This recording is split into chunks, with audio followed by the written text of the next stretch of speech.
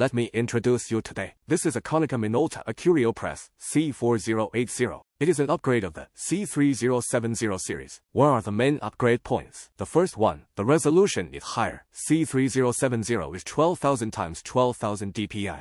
This is 2,400 x 3,600 dpi. Second, it's better at using heavy paper. C3080 can only print 350 grams.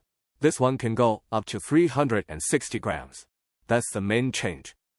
The other parameters are basically the same, but it's a new machine, so its IPO time is later.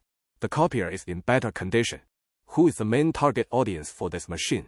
Since this is Konica's entry-level production machine, so it is mostly used in graphic copy shops, printing copperboard paper, thick paper.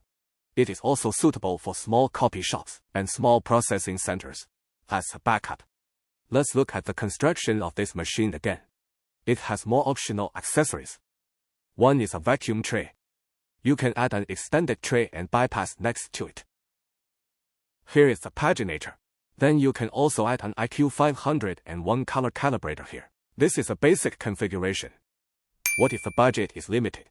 Although the C4080 is a new model, overall stability and handling are better. But what if the budget is not enough? It has two options. One option is to choose 3080. There is another option.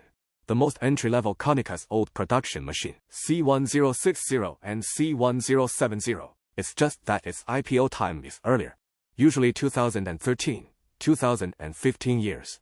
C4080 is basically produced around 2021 to 2025. C3080 will be available around 2018 to 2021, so this machine IPO time, in fact, more than 10 years. But after we renovate it, after replacing the original accessories, the overall stability and state of the copier can still be maintained. This is because the print volume demand is not that high.